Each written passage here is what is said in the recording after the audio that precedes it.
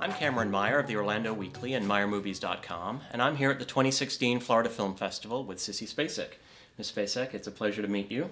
Thank you. It's a pleasure to meet you, Cameron. Glad you could make it to the festival. Oh yeah, me too. I'd like to start by talking about Badlands, because that's the film, 1973, directed by Terence Malick, that you're screening here at the festival.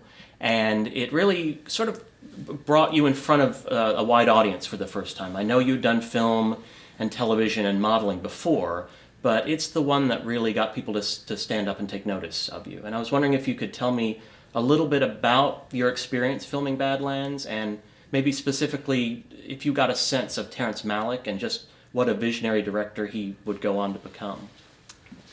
You know, I remember we were shooting in La Junta, Colorado, and it was a very low budget film. And someone from another film came through. They'd been shooting a film in Montana, and they came through Colorado to see one of our crew members. And I remember thinking, they're making a film somewhere else? It was like, we're not the only film in the universe. So it seemed so important. It was probably because of my inexperience. Were you surprised that Terence Malick went on to become this revered director, or did you get a sense of that? No, I so adored him. He's such a humble, wonderful man, and he's such a brilliant collaborator. It was just a great experience, a great group of people, and it really changed the trajectory of my career. Although it's interesting, you said it was where people it was critically acclaimed, but it was not a hit movie at the time. It's a classic. Yeah. It wasn't a box office success. I think that people didn't really know. I remember the first time we screened it at the New York Film Festival, nobody laughed. And we thought, uh-oh, we're in trouble. They didn't get the dark? Now people watch it and laugh because we've all gotten so weird. So you can laugh when you watch it, even though you'll feel guilty about it later. You'll hate yourself. Well, if Badlands was sort of your breakthrough, I hate to use that word, but if it was sort of your breakthrough film, I think the film that people still associate you most with is Carrie. And I wonder if that annoys you at all. Do you mind that people focus on that film so much? It's different. It's film students and film buffs are the ones who are, just love Badlands and are obsessed with Terence Malick. And teenagers, who knew that Carrie was going to become a rite of passage? And it's been made so many different times for television and film. Did you watch the remake? I haven't.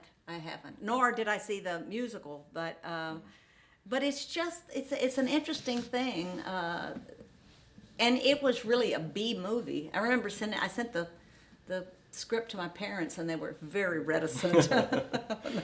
So switching gears entirely, film-wise, 4 years after Carrie, you did Coal Miner's Daughter, which of course you won the Oscar for. Actors have said that it's very difficult to play real-life people who are still alive, especially difficult if they have a role or a part to play in the film. Loretta Lynn was involved with the film. She essentially handpicked you for that role. But what was that pressure like? Did it make it more difficult or easier? Well, it's interesting. Loretta was always so supportive. She was so determined that I was going to play that part that they replaced the first director because he thought it should be someone who looked more like her. Mm-hmm.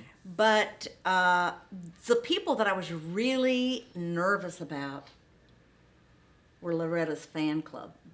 That really frightened me because they were very powerful group of individuals who I knew would not cut me any slack if they thought that I did Loretta wrong. Yeah. So I remember getting the call that that the fan club had seen it and they gave it their thumbs up. Well, that's so quite really an accolade, isn't it? Yeah. Yes. We've talked about 3 of your famous roles, but my last question is really more about how you choose your roles, because you're sort of like the Alec Guinness. You have that Alec Guinness quality where you disappear into roles. In the Bedroom, Crimes of the Heart, Straight Story. You even did the voice of the brain The Man with Two Brains. in The Man with Two Brains with Steve Martin. How do you pick your roles? Do you look for something in the script? Do you look for directors to work with? How does that Film is work? a director's medium, and so it's the first thing is always the director, and then of course it's the overall project. If I connect with that, and if there's something in the character that I can connect with, if there's just one little thing I can connect with, then I figure that I can figure all the other stuff out.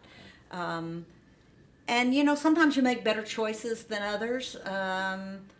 But someone once said, and I read this, that an actor, that the films you don't do are as important to your career as the ones you do. Because sometimes when we do a film, it's successful, we get great reviews, we think we can do anything, but that's not the case. Well, Ms. Spacek, I think we'll have to leave it there. It's been a pleasure talking to you, and I hope you enjoy your time here at the festival. Thank you, I will. Nice to meet you. This has been Cameron Meier with Sissy Spacek at the 2016 Florida Film Festival.